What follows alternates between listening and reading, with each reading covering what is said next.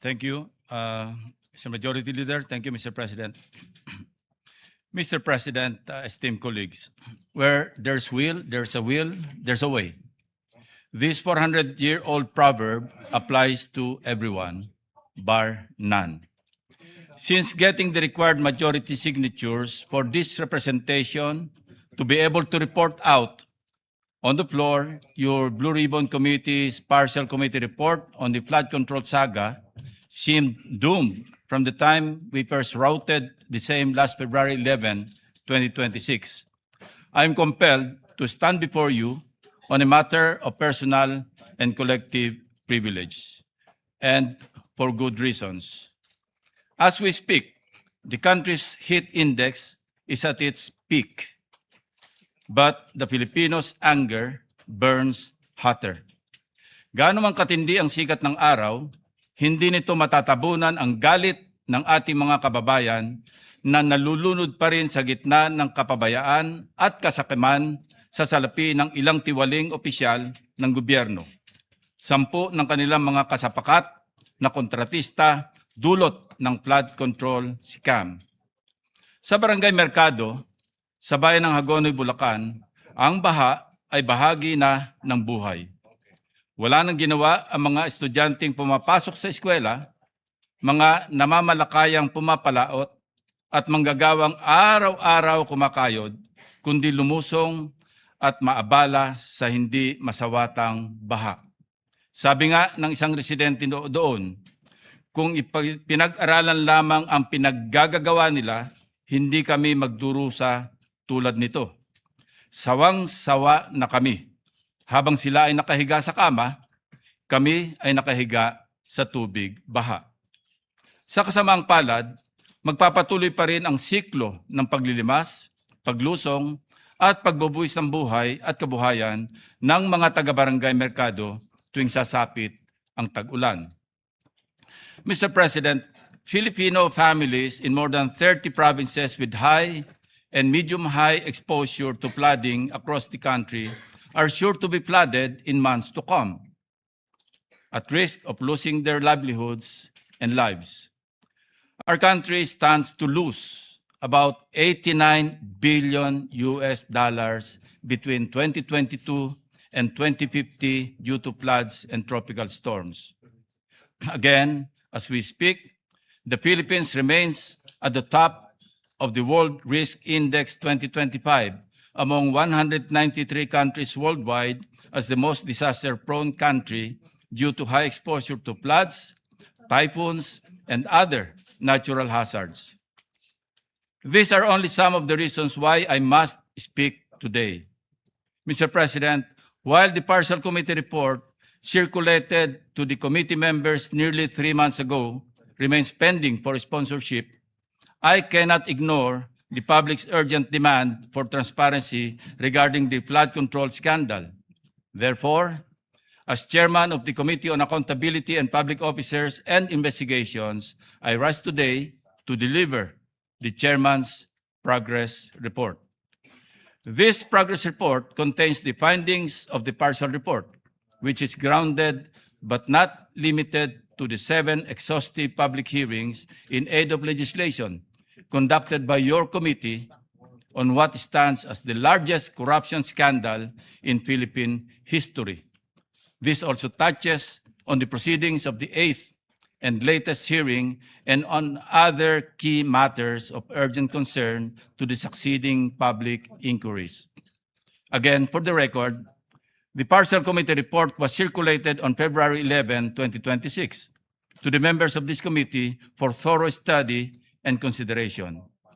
As provided in our rules, Section 1, Article 5, Blue Ribbon Committee Rules, committee reports must be signed by a majority of the committee's members before they can be filed with the Bills and Index Division of the Senate.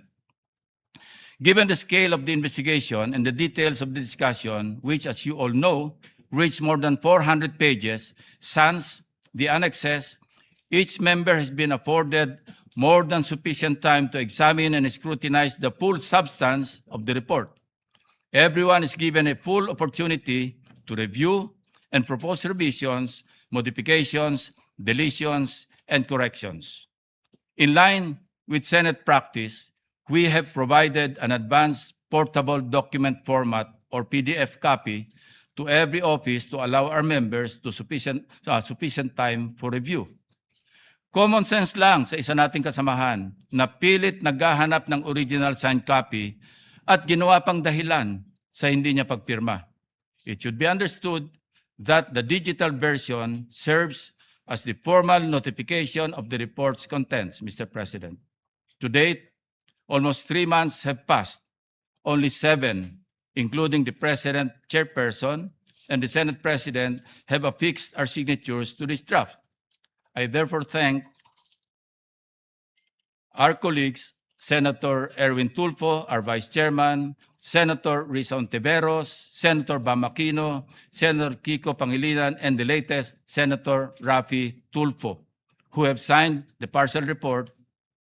And while I disagree with those who have not, let me state for the record, Mr. President, that I respect their decision even as I understand whatever reasons they have for not signing. Bottom line, it is their right as senators of the Republic. Nonetheless, it bears heavy emphasis. Most of the findings of the partial committee report are no longer new, and first view, they have already been validated, if not overtaken, by current events. In fact, the report may be pending, or while the report may be pending, the wheels of justice have already begun to grind. And I take pride in saying, in line with the direction of our report. Mr. President, the Blue Ribbon Committee is a heavy cross to bear, where every move is scrutinized and every intention is questioned. But we shoulder on and forge ahead. In my more than 50 years of public service, I cannot recall experiencing a situation where I am in now, a zero-sum outcome, whichever path I trek in the crafting of the partial committee report. Never mind the trolls and critics who have been operating like clockwork.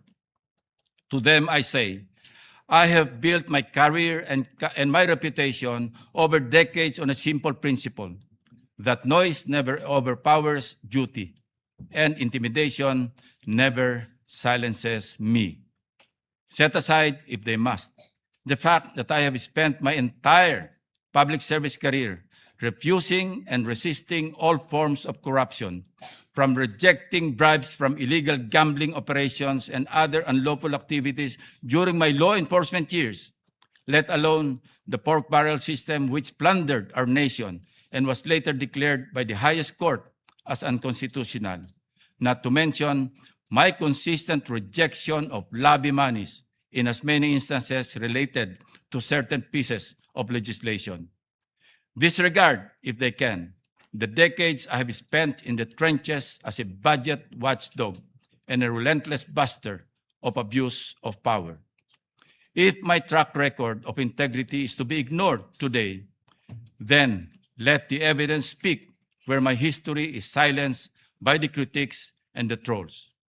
In the course of drafting this report, my guidance to my staff was unequivocal, that we adopt a single standard in laying down the committee's findings. We go where the evidence leads us. Before we dive into the findings, let us be very clear in plain, simple terms. We are not here to indict, much less convict, or hand down a final judgment. Hindi po ito isang hatol. Rather, we're establishing a standard of clear indicia, as lawyers call it, to assist in whatever way we can the proper authorities who shall independently evaluate these findings, determine probable cause, and take the necessary legal actions. Halimbawa, sa kaso ng ng ating kasamahan na Senator Jingo Estrada, ay mayroong bagong development na naganap sa pamamagitan ng LBRMO na nagpahayag na hindi si Senator Jinggoy ang proponent base sa record ng mga proyektong una nang naiugnay sa kanya. Nonetheless, Mr. President, let me be uncompromising. In this long course of inquiry, the Filipino taxpayers are the complainant. Our duty to them is to answer three fundamental questions. Number one, where did the money go? Two, how was this corruption executed? And three, how do we fix the system so it never happens again? Mr. President, this all seems like deja vu. We have seen this before. The history of corruption in the Philippines reflects a cyclical process. It does not disappear when exposed. It adapts and mutates to survive. The flood control crisis is the reincarnation of the 2013 Priority Development Assistance Fund, or PDAF scam, but in a bolder scheme. It serves as a scathing indictment of the failure of our institutions to deter corrupt machinations. The enterprise remains unchanged in essence, similarly orchestrated by a cabal of officials led by legislators and their co-conspirators within the government and in the private sector, only with a diversified format and modus of thievery, timing, and language. Like floodwaters, these activities seep into institutions and areas of least resistance, flowing into and exploiting new channels where illicit rewards abound and oversight is weakest. Mula sa masilimuot na investigasyon, ilalatag ko ang synthesis ng findings ng komite sa 5 bahagi. Una, napatunayan sa mga pagdinig na ang problema sa baha ay hindi nag-ugat sa kakulangan ng pondo.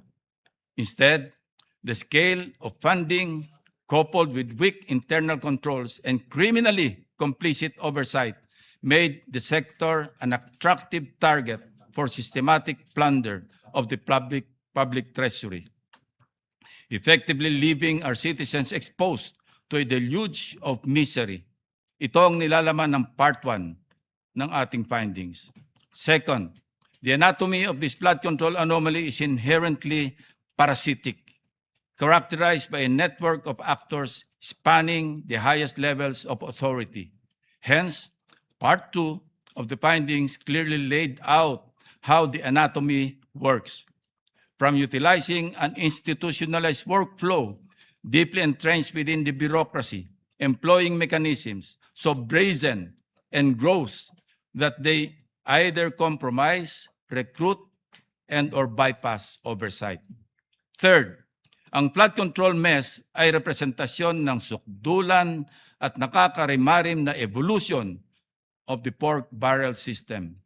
In this scheme, corruption takes different forms and names, from congressional slabs of pork, now euphemistically rebranded as allocables, leadership funds, and insertions, extending their reach even to the unprogrammed appropriations under the General Appropriations Act. Part 3 details the scheme's stark similarities to that of the pork barrel scam from language to operations. Fourth, the case of Bulacan First District Engineering Office serves as a microcosm of the systemic rot. It provides a blueprint of how flood control funds are diverted, revealing the interconnected systems that facilitate the corruption. Fifth, and finally, the dire consequences of this institutionalized plunder are not merely financial. They are felt in the structural erosion of our democratic institutions, the profound disenfranchisement of the Filipino people, and the tearing of the moral fiber of the country. Now we ask, where did the money go? Evidence on record shows how the flood control corruption scandal exposed a systemic, coordinated, multi-actor process. Isang malawakang sabwatan na ginawang gatasan ang mga proyekto para sa flood control. Ang pattern ng korupsyon ay systemic at parasitic, magkakaugnay mula sa mga aktor, mekanismo, at workflow. Who are the actors? In the course of the hearings, We have identified key actors who were implicated in the flood control anomalies and classified them into 8 groups. Ang partisipasyon ng mga aktor na ito ay hindi limitado sa isang grupo lamang. Sila ay maaring gumalaw sa iba't ibang kapasidad, sabay-sabay o nagpapalit-palit, depende sa pangailangan ng kanilang operasyon. Nariyan ang mga proponents, mga opisyal ng gobyerno na kinikilalang quote-unquote may-ari ng proyekto at tumatanggap ng average na 15 to 30% na kickback. Mga bagmen or intermediaries, sinasabing authorized representatives and emissaries of the proponents, DPWH facilitators and coordinators, mga senior level officials who coordinated with proponents, facilitated the respective project proposals, accepted their demand for commitments and other activities related to the flood control anomaly process. DPWH Group, syndicate groups implementing the project tulad ng Bulacan 1st District Engineering Office at Oriental Mindoro District Engineering Office. Tinuturing ding active actors ang mga contractors. Sila ang namumudmod ng commitments o suhol sa mga proponents at iba't ibang grupo na kasabwat sa anomalya. Madalas, sila ay nagbibigay din ng advances bago pa man ma-award ang project. Hindi nga ba namangha tayong lahat, Mr. President, nang matuklasan natin sa isang pagdinig ang pahayag ni Sally Santos ng Sims Construction na magkasunod siyang nag-withdraw noong Marso at Abril 2025 sa isang land bank branch sa Bulacan ng tig 457 million pesos na cash na kanyang binigay kay Bryce Hernandez at mga kasabwat nito sa First Bulacan District Engineering Office. Ang iba pang mga aktor ay kabilang sa executive branch, bankers at constitutional oversight group. These actors thrive in the vulnerability of our systems and institutions. Now, how was this corruption executed? Himay-himayin natin ang mga teknikal na paraan kung paano ninakaw ang pera ng bayan. These are specific mechanisms of corruption. Ang mga makinaryang ginamit para pabilisin ang pagnanakaw at pahinain ang ating sistema. Nariyan ang ugat ng problema, ang proponent system. Meron pang mandatory fixed percentage, commissions, kickbacks paid in cash, rigged bidding and favored suppliers at in-house contracting. Ilan lamang ito sa mga sistema ng flood control scam. This corrupt system exploited the very foundations of our fiscal governance through its institutionalized workflow, mula sa budget formulation at authorization, kung saan sinisimulan ang pagmamanipula, procurement and implementation, kung saan ang mga kontrata ay binibigay sa mga kasabwat na nakawan, hanggang sa oversight phase na kung saan nagmimistulang pikit mata sa katiwalian ang mga opisyal ng gobyerno na dapat ay sumusubaybay at nagmomonitor sa mga proyekto. This scheme exploited systemic and institutional weaknesses in budget formulation, authorization, implementation, and oversight.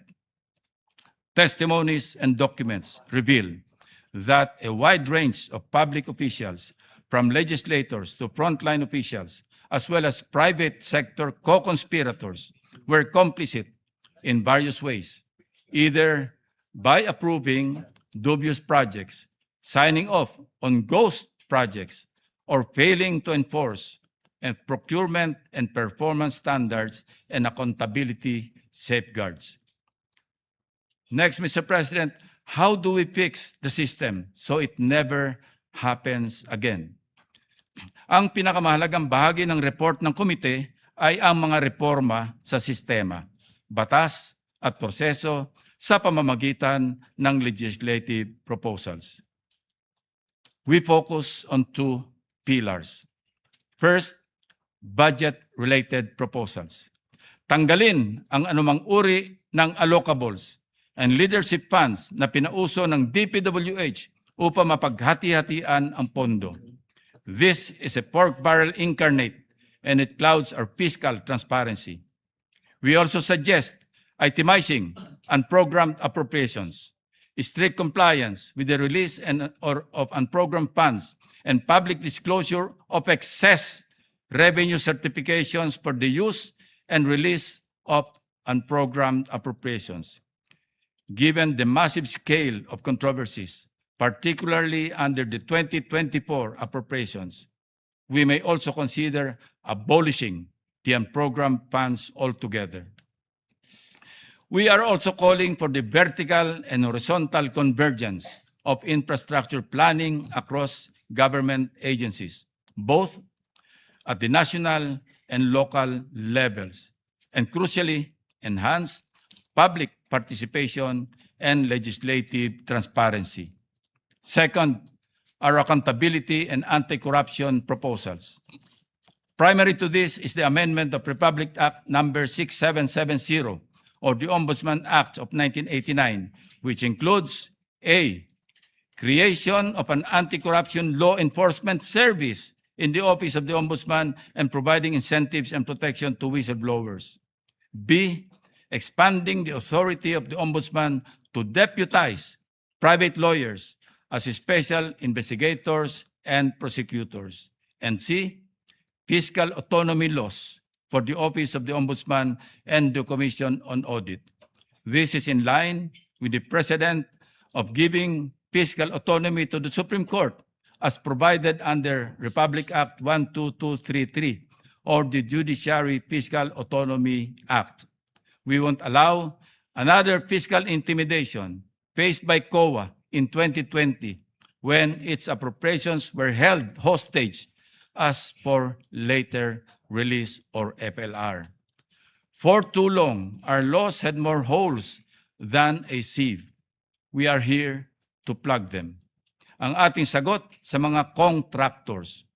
We will define beneficial ownership and conflict of interest so that no legislator can hide behind a corporate veil. We will also push for a law defining and penalizing the crime of infrastructure fraud and bid rigging in the award of public infrastructure contracts. We also propose authorizing the Ombudsman and the Secretary of Justice to issue whole departure orders for those involved in large-scale corruption. No more fleeing before justice is served. We likewise propose a strict prohibition and higher penalties against government employees gambling in casinos. Titiyakin natin na wala ng BGC boys na magwawaldas ng limpak na salapi para linisin o ilonder sa casino. As a measure of accountability, we will pass a law for the digitalization of SALEN and PDS and a law for the comprehensive whistleblower protection measure to strengthen oversight of government projects. On accountability, we observe that state auditors are physically based in the agencies they audit and receive substantial perks from those agencies such as office space, supplies, personnel, and cash gifts, among others.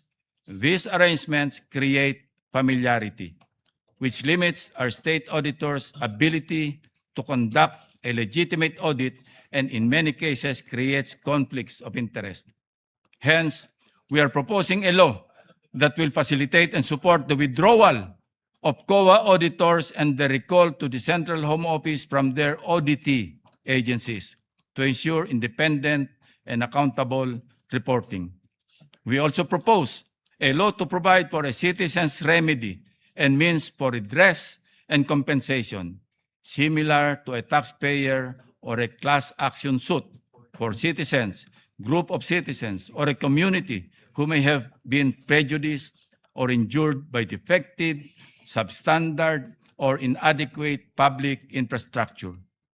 Mr. President, these legislative reforms seek to dismantle the very anatomy of the flood control scam, paralyzing corrupt actors, overhauling broken mechanisms, and severing the workflows that feed the systemic greed.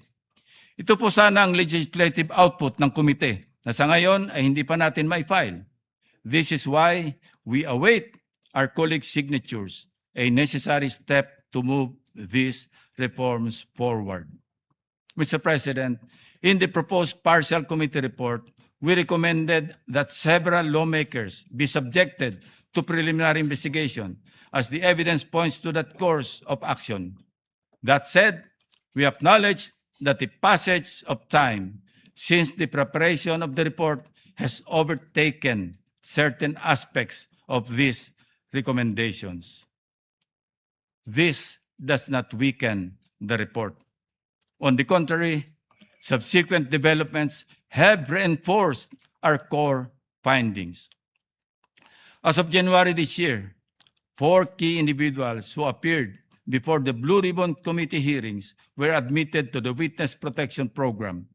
These witnesses include former DPWH Undersecretary Roberto Bernardo, former District Engineer Henry Alcantara, former NCR Regional Director Gerard Opulencia, and contractor Sally Santos. The executive branch has ordered a comprehensive review of flood control programs nationwide, including the creation of interagency task forces, stricter validation protocols for infrastructure projects, and enhanced transparency measures in public works spending.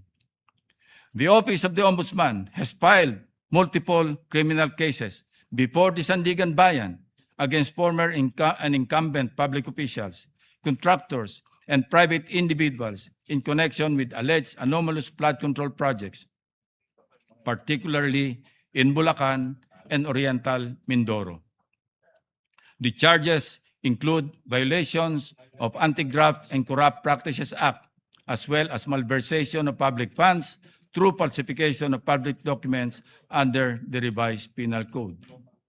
Parallel investigations by the Department of Justice led to the creation of special panels of prosecutors tasked to handle at least 5 ghost flood control projects in Bulacan, with prosecutors recommending the filing of graft, malversation, perjury, and falsification charges after evaluating affidavits, audit findings, and sworn testimonies of engineers and whistleblowers. Several of these cases have already been submitted for resolution, while others remain under preliminary investigation. Proceedings are now underway before the Sandigan Bayan, which has begun issuing orders on preliminary matters. The NBI has conducted fact-finding operations and case build-up that led to the filing of complaints against respondents linked to the flood control scheme. The Anti-Money Laundering Council, Mr. President, complemented these efforts by initiating financial intelligence investigations. It has secured multiple freeze orders from the Court of Appeals, with over 21.8 billion pesos in assets frozen as of April 30, 2026, linked to irregularities in flood control projects. It has also preserved a total of 2.5 billion pesos worth of assets. Freeze orders have been issued against numerous individuals, including former Speaker Martin Romualdez, business associates, and corporations. Sa tagal na mai-report out ang nangyayari na po ang mga rekomendasyon at findings ng komite.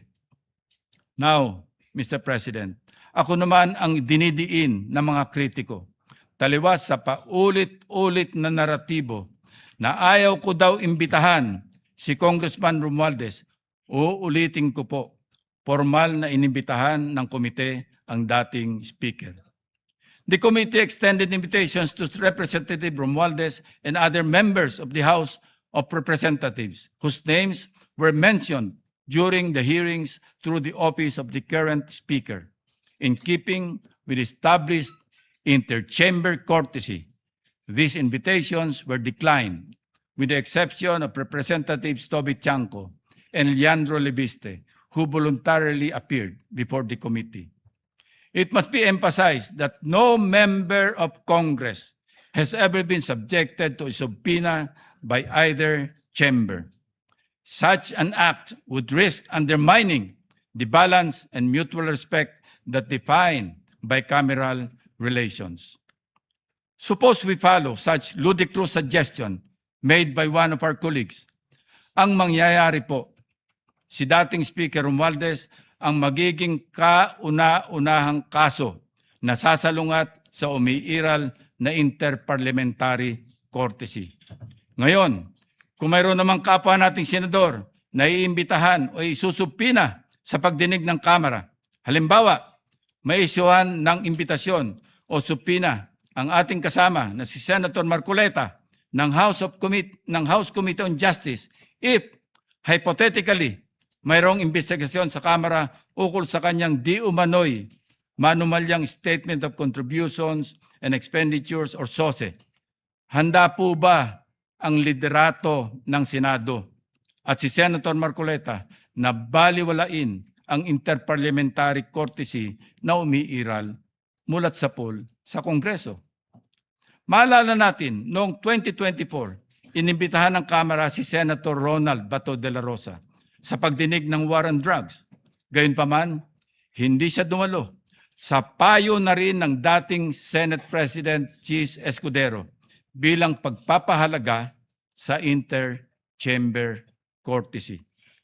That is why I always emphasize, Mr. President, that this is not merely a matter of practice. It is grounded in principle. In his separate opinion, in Francisco versus House of Representatives, GR number 160261, November 10, 2003, Justice Dante Tinga explained, and I quote, "While interchamber courtesy is not a principle which has attained the level of a statutory command, it enjoys a high degree of obeisance among the members of the legislature, ensuring, as it does, the smooth flow of the legislative process," unquote. In light of this, the continued observance of interchamber courtesy is not optional, Mr. President. It is essential to preserving the independence, integrity, and proper functioning of each chamber. May mga individual rin na pilit na nagpapakalat ng maling impormasyon na di umano'y pinipigilan naming pagsalitain si former Congressman Saldico.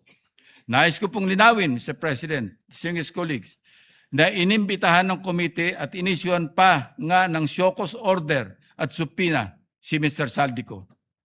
May nagmamagaling pa na dapat daw ay hayaan si Mr. Saldico na maglabas ng apostilled affidavit o lumahok sa pamamagitan ng Zoom meeting.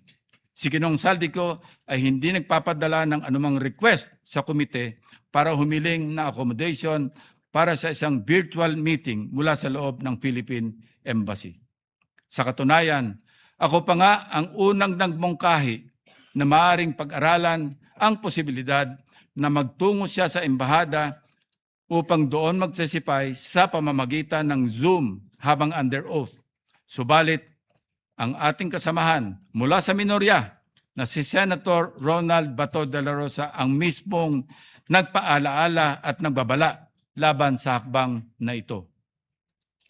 This caution makes sense, Mr. President.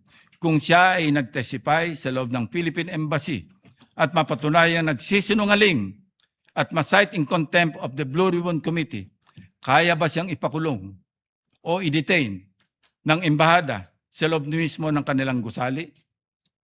Dahil dito, Mr. President, ang tanging paraan lamang upang tanggapin ng komite ang mga pahayag ni Saldico ay ang pagbabalik niya sa Pilipinas at personal na pagdalo sa pagdinig.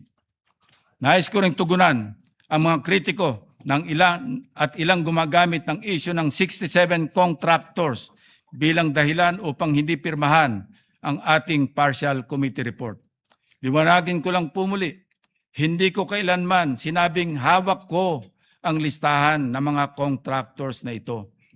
To set the record straight, ang makailang ulit ko nang nabanggit ay ang impormasyong ibinahagi lamang ng isang congressman, walang detalye kung sino-sino. Kung mayroon mang may hawak ng impormasyon o kung kaya nilang tukuyin ang iba pang mga contractors na ito, katulad ng ginagawa ni Ombudsman Remulla, name them. If you have the evidence, present it. If you know the perpetrators, expose them. The committee will provide the platform for you. Our recommendations are, by design, recommendatory and conditioned on independent investigation. Kung mali ang aligasyon, the process clears them. Kung totoo, the process convicts. With due process and accountability, makukulong ang dapat makulong. Para klaro sa publiko, laman ng ating committee report ang menu ng mga posibleng kasong kriminal na pwedeng isampa. Depende sa ebidensya, ang mga prosecutors ang pipili ng nararapat na sakdal batay sa kanilang sariling pagsusuri at pagkilala sa mga ebidensyang naipasa na at ipapasa pa ng komite. Gayon din sa iba pang mga patunay na kanilang makakalap sa proseso ng case build-up o kaso ng DOJ o fact-finding at preliminary investigation naman kung sa ombudsman. Una, malversation sa ilalim ng Article 217 ng Revised Penal Code. Ang accountable officer, ang pangunahing may sala o principal, ngunit ang mga kasabwat o co-conspirators, kabilang ang mga non-custodian public officers at pribadong individual, ay maaari ring managot para sa diversion of funds maging sa ghost at substandard flood control projects. 2. Direct bribery, bribe-giving or pagbibigay ng suhol at korupsyon sa ilalim ng Revised Penal Code Article 210. Ang siste ng quid pro quo sa flood control scam ay nasa anyo ng pagmamanyobra ng mga proyekto, pagpapadali ng mga award, pagpapabilis ng paglalabas ng pondo, pagpirma natapos na umano ang proyekto o ang paggamit ng posisyon o pambigyan ng pabor ang mga kontraktor. Maaari ring ituring na sabwatan o conspiracy sa direct bribery. 3. Sa ilalim ng Section 3A ng Anti-Graft and Corrupt Practices Act o RA 3019, maaaring makasuhan ang mga opisyal ng gobyerno na kasabwat sa flood control anomalies dahil sa panghihikayat, pag-uudyok o pag-impluensya sa isa pang opisyal ng pamahalaan na magsagawa ng gawaing labag sa tuntunin at regulasyon na may kaugnayan sa kanyang opisyal na tungkulin.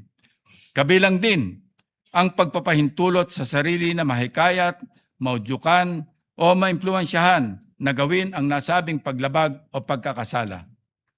Sa ilalim ng Section 3B ng parehong batas, krimen ang paghingi o pagsusulisit ng kickbacks, porsyento, commissions, obligasyon at anumang forma ng benepisyo para sa sarili o para sa ibang tao na may kaugnayan sa anumang kontrata o transaksyon sa gobyerno. Sa pagdinig ng komite, malinaw itong nakita sa pamamagitan ng direktang ebidensya o sa mga circumstantial na katibayan, pati na rin sa nailantad na workflow at delivery ng mga kickbacks. 5. Section 3E ng RA 3019 ukol sa undue injury o unwarranted benefits. Nailatag din natin ang labis na pinsala sa pamahalaan dulot ng ghost at substandard projects, gayon din ang pagbibigay bentahe o pabor sa mga private parties tulad ng mga flood control contractors mula sa rigged biddings, favored suppliers at manipulasyon ng procurement services. Lahat ng mga nakibahagi na takers, negotiators, pati na ang mga tumatanggap ng royalties, padulas o sahod sa mga bidding ay kabilang dito. 6. Plunder sa ilalim ng Republic Act 7080. Gayong hindi tayo magbibigay hatol kung sapat na ba ang threshold para sa kaso. Tungkulin ng komite na ilantad ang paulit-ulit na sistema at ang malawakang saklaw ng katiwalayang ito na malinaw na hudyat ng pattern of predicate offenses sa ilalim ng RA 7080. Ang mga ebidensyang nakuha ay isusumite sa Anti-Money Laundering Council at verification upang mabusisi ng husto. 7. Money Laundering, RA 9160 at AMLAC Bank Inquiry, Freeze and Forfeiture. Batay sa nakalap na ebidensya, mariing nirekomenda ng komite ang referrals para sa AMLAC fact-finding, kabilang na ang Bank Deposit Freeze Order application sa Court of Appeals at ang pagsusuri sa mga bank account bisa ng utos ng Court of Appeals. 8. Falsification, false identities, procurement documents falsification, ang paggamit ng mga fake IDs at pineking dokumento ay tinuturing na mga evidentiary links at gagamitin ng ang mga ito para masuri ang pinagmulan ng proceeds ng krimen, gayon din ang paraan ng pagkuha nito at ang mga rutang ginamit sa money laundering. 9. Ang perjury, false sworn statements, certifications, sa ilalim ng Revised Penal Code, Article 183, naman ay para sa pagpapatunay ng material, probable, or provable falsehoods. 10. Bid rigging, collusion, RA 10667, procurement reform, RA 12009. Ang sabwatan sa bidding ay tinuturing na procurement fraud at pinsala sa malayang kompetisyon. Pinupinteriya ng Competition Act ang bid rigging dahil pinapalitan nito ang fair market competition at pinapaboran lamang sa mga kartel. 11. Ethics, conflict of interest sa ilalim ng RA 6713 at SALN at divestment. Ang conflict of interest ang nagsisilbing enabling layer ng katiwalian. Mahalagang masukol ang mga magkakasala sa ilalim ng batas na ito dahil ang isa sa mga dahilan ng pananatili at paglalim ng flood control scam. Mr. President, this report is a referral and reform package. Simple lang, imbestigahan ng legal, alamin kung ano nangyari, bawiin ang kaya pang bawiin at ayusin ang batas para hindi doble bayad ang Pilipino sa buwis at sa dilubyo ng baha. As we move forward, the committee will continue the work it has carefully begun in these hearings. In the resumption of our hearings, we will scrutinize matters that need further scrutiny. Una, mas malalim at mabusising investigasyon hinggil sa usapin ng allocables at leadership fund. Pagtuunan ng pansin ng komite ang mga opisyal na dokumentong ating nakalap mula sa DPWH. Kabilang dito ang mga sulat galing sa mga mababatas na maaaring pag-aralan para magpakita ng paper trail na nag-uugnay sa mga flood control projects. What you see here, Mr. President, are just random letters from our files. Magpapadala na rin pa rin po tayo ng formal na imbitasyon kay dating Speaker Romualdez sa pamamagitan ng kasalukuyang Speaker ng Kamara upang bigyan daan ang kanyang panig at paglilinaw hinggil sa mga aligasyong ibinabato laban sa kanya. If and when Saldico is returned to the Philippines, we are prepared to bring him together with his former staff, including former members of the military. This step will ensure that the committee's findings remain fair, balanced, and firmly grounded on facts and evidence. Mr. President, the road to full accountability is long, but we must start to agree somewhere. This chairman's report is a decisive step forward. We owe it to the witnesses who spoke up, to the experts who provided evidence, and most importantly, to the millions of Filipinos who find themselves neck deep in floodwaters every time a storm hits. We cannot let their efforts and ours go to waste, Mr. President. In the interest of orderly and more comprehensive discussions and productive deliberations, and to avoid redundant and repetitive clarificatory questions that may be posited by our colleagues, I reserve my right to address any and all interpellations after my sponsorship of the still pending partial committee report. Dalawa na lang po, 2 or 3 more. At pwede nang i-file sa Bills and Index Division ng Senado ang partial committee report. Until then, Mr. President, I am not yet yielding the floor. Thank you, Mr. President.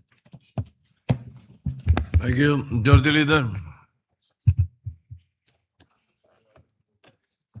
We recognize our distinguished colleague from Tarlac. Senator Dante Marcoleta.